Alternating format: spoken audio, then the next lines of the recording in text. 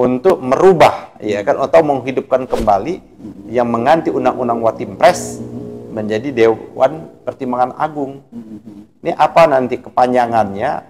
Apakah hanya sebagai nomenklatur yang dilakukan perubahan, gitu ya, atau mau mengambil kedudukan fungsi sebagaimana DPA yang diatur oleh Undang-Undang Dasar kita sebelum perubahan Dewan Pertimbangan Agung itu. Betul. Nalar rasionya itu kan kita belum itu.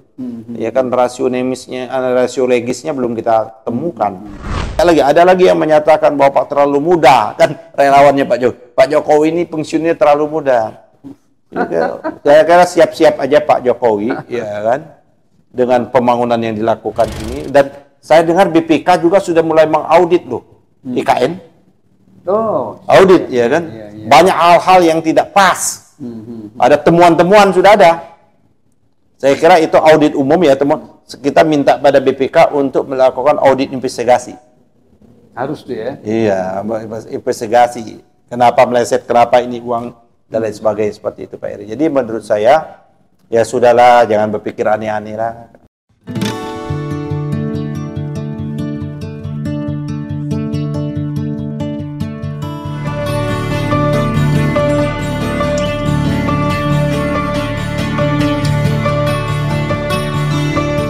Bismillahirrahmanirrahim. Assalamualaikum warahmatullahi wabarakatuh. Pemirsa TV Masyumi dan Ahmad Yani Channel dimanapun berada, dari Sabang sampai Merauke dan para diaspora seluruh dunia, kita jumpa lagi untuk suatu bincang-bincang yang sangat menarik. Topiknya tentu yaitu ini tentang DPA, ya, Dewan Pertimbangan Agung, yang di dalam Undang-Undang Dasar 1945 asli itu memang menjadi lembaga tinggi negara yang sejajar dengan presiden. Tapi kita ketahui perkembangan terakhir saat ini ada usulan, ada gagasan, ada keinginan, mungkin kita tidak tahu yang pasti siapa yang berkeinginan, apakah betul-betul Presiden Jokowi yang berkeinginan, tapi yang pasti DPR sudah mengesahkan revisi Undang-Undang Watimpres menjadi inisiatif DPR. Artinya itu akan betul-betul dibahas, dan saya dengar juga minggu depan katanya direncanakan untuk dibahas oleh DPR. Dan tentunya ini menarik. Ada apa sesungguhnya? Kenapa istilah atau nomenklatur daripada Watimpres dikembalikan ke aslinya, ke DPR? Apakah hanya sekedar nama? Apakah fungsinya yang juga berbeda? Atau nggak mungkin juga kalau misalnya kembali kepada Undang-Undang Dasar 1945 di mana DPR sebagai lembaga tinggi negara yang sejajar dengan presiden. Apakah itu maksudnya?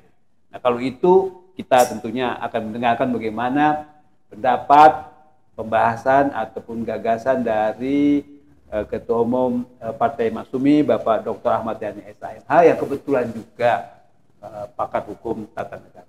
Gimana Pak? Bismillahirrahmanirrahim. Assalamualaikum warahmatullahi wabarakatuh.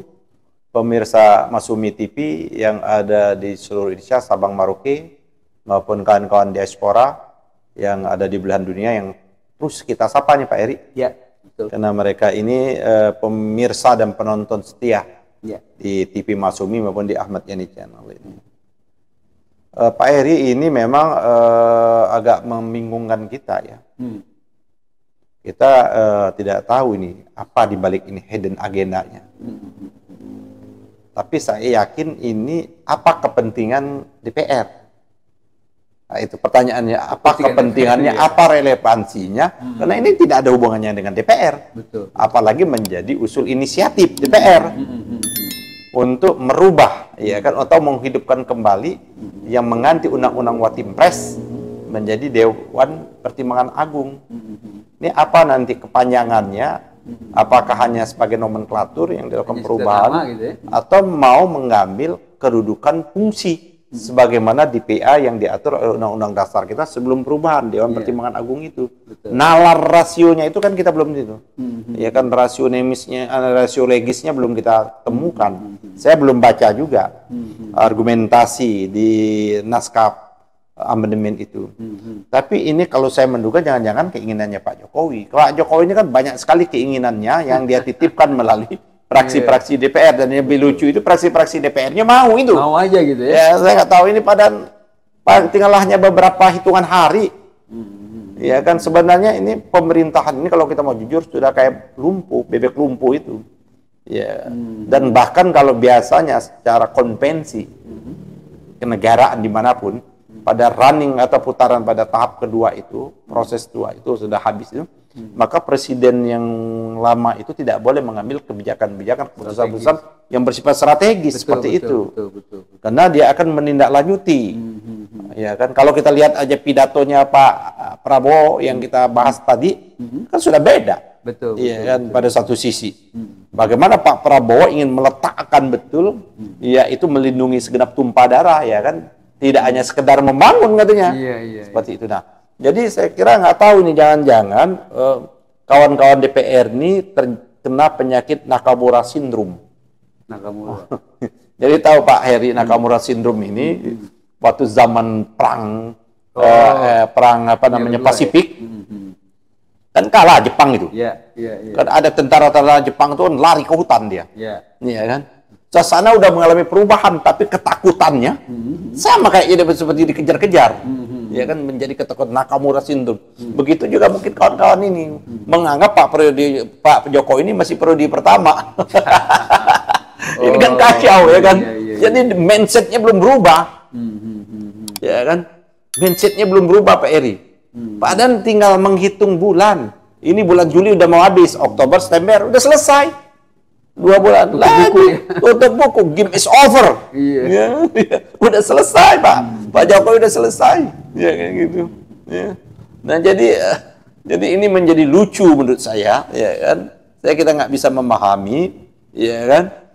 Apa mau dilaksanakan seperti itu? Jangan-jangan memang Pak Jokowi mau disejajarkan dengan Pak Prabowo? Nggak bisa. Lembaga kan dia bukan lembaga. Kalau dulu memang dia lembaga. Walaupun lembaganya diakui kedudukan, fungsi dan tugasnya oleh Undang-Undang Dasar, juga dia tidak punya fungsi maksimal pada zamannya itu. Nah sekarang ini apa?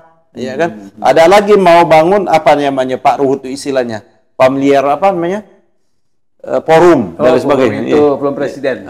Ya ada apa aneh-aneh aja. Ya sudahlah jangan aneh-aneh aja, ya kan? Ini ya kalau saya melihatnya dari sisi misalnya tata negara kalau nggak cocok lah nggak mungkin kan iyalah nggak mungkin lah kecuali amandemen kan. Iya amandemen kan bukannya DPR, itu MPR. Dan ya kalau mau amandemen dibalikin aja seluruhnya. Kalau mau kembali betul ke Undang-Undang Dasar 45 yang asli, maka kita melakukan penataan ulang lembaga-lembaga negara atau dewan lembaga-lembaga negara yang tidak diatur oleh konstitusi, ya harus dibubarkan juga. Iya kan kayak Mahkamah Konstitusi, Komisi Yudisial dan sebagainya seperti itu. Betul. Jadi kita ini saya nggak tahu betul-betul buta Pak Eri cara pandang ini, dan saya yakin ini titipan dah. Sama juga kalau mau jujur dulu perubahan Undang-Undang KPK itu juga walaupun usul inisiatif DPR, titipan juga. Ada kawan saya menyatakan ini titipan ya ketakutan kehilangan peran, ketakutan. Memang dengan sendirinya secara sunatullah sudah nggak jadi presiden, udah nggak ada peran lagi. Itu. Ya itulah menunjukkan bahwa nafsu syahwat kekuasaannya itu libido, kekuasaannya itu masih menggebu-gebu. Ini nggak tahu diri namanya seperti itu Pak Eri. Nggak kalau DPR kelihatannya mau aja gitu. Saya nggak ngerti. Maksud saya nggak ada langkah lain dari pihak. Ya tapi kalau menurut saya mau jangan nanti tetap akan pembahasannya kan. Itu kan baru usul inisiatif panjang nih Pak Eri. Ini jangan-jangan ya kawan-kawan DPR-nya ya udahlah kita kasih angin-angin surga lah. Sampai yang spoi. Ya kan nanti kan itu kan, ya kan nanti baru jadi usul diketok. Nanti setelah itu naskah usulan inisiatif DPR diserahkan kepada pemerintah. Nanti pemerintah baru membuat surprise atau ampresnya untuk siapa yang di menteri mana lagi yang mau bersemangat ya kan? Loli udah nggak mau. menteri mana lagi mau bersemangat? Itu kan Loli juga nggak. Dia tahu akan game is over juga kan? Tamat juga berakhir seperti itu loh. Menambah beban dia. Artinya setahun depan lagi baru. Iya, udahlah saya bilang ya jangan. Ya ngono ya ngono, ojo ngono-ngono. Ngono ya ngono. Ngono ya ngono. Ojo ngono apa itu seperti aja. Jadi memang ini Pak Eri banyak lagi. Ada lagi yang menyatakan bahwa Pak terlalu muda, kan relawannya Pak Jokowi ini pensiunnya terlalu muda. Saya kira siap-siap aja Pak Jokowi, ya kan, dengan pembangunan yang dilakukan ini. Dan saya dengar BPK juga sudah mulai mengaudit loh, IKN. Audit, ya kan. Banyak hal-hal yang tidak pas. Ada temuan-temuan sudah ada. Saya kira itu audit umum ya, teman. Kita minta pada BPK untuk melakukan audit investigasi. Harus tuh ya. Iya, investigasi. Kenapa meleset, kenapa ini uang dan lain sebagainya seperti itu Pak Eri. Jadi menurut saya ya sudahlah, jangan berpikir aneh-aneh lah. Ya, kan? Ya, kalau BPK mau serius soal IKN itu bisa-bisa. Udah BPK udah melakukan, udah ada hasilnya. Tapi baru hasil umum ada yang tidak tepatan ini macam-macam masalah pembebasan lahan dan lain sebagainya. Ya kan? Itu nanti topik tersendiri lah. Gitu. Ya artinya Jokowi bisa nggak soft landing nanti pas. Oh iya dong. Kalau saya kita minta pertanggungjawabannya dia. Pasti ya. Wajib negara rakyat itu minta pertanggungjawaban dia. Begitu besar dia mencetak utang. Kan Pak Jokowi ini kan berapa persen sih janji yang dia tepati? Ya kan? Dia kan banyak sekali antara pernyataan dan kenyataan berbeda. Berbeda, betul. Ya kan, dia menyatakan di kantong. Ya masih ingat Pak Eri? Di kantong SMK. Sekarang kan dibully. Mobil SMK udah muncul tapi pakai gerobak gitu. Mobil SMK. Banyak sekali. Dan soal SMK itu luar biasa. Ya, mobil SMK terus yang begitu menghibur kita gitu kan. Apa susah ini udah kayak gini-gini nggak ada. Ya. Terus banyak lah Indosat, banyak sekali. Ya. Iya kan? Oke, permisah. Terima kasih Pak Ketua Umum Partai Masyumi Pak Ahmad Yani yang juga. Jadi memang nggak ada relevannya Pak Eri. Nggak ada relevansinya ya. Tidak ada relevannya dan tidak ada urgensinya untuk melakukan perubahan. Ya sudahlah, tertib sajalah seperti itu. Ini kawan-kawan DPR tertib saja. Ini jangan-jangan salah baca arah angin. Nih aku ingatkan betul nih kawan-kawan DPR. Jangan salah baca angin. Keinginannya jangan-jangan Pak Prabowo nggak menginginkan itu. Jangan salah baca angin gitu. Betul. Bisa. Kalau salah baca angin, layang-layang itu tidak naik. Iya, artinya bahkan kapal hancur. Kapal juga bisa. Itulah. Oke, terima kasih Pak Ketum. Pemirsa TV Masyumi dan Ahmad Yani Channel, kita berharap sekali acara ini terus ditonton dan like, subscribe dan share, komen sehingga terus ya kita akan menampilkan sajian, dialog atau bincang-bincang yang sangat-sangat berkualitas seperti tema-tema kita pada hari ini. Terima kasih. Billahi taufiq wal hidayah. Wassalamualaikum warahmatullahi wabarakatuh.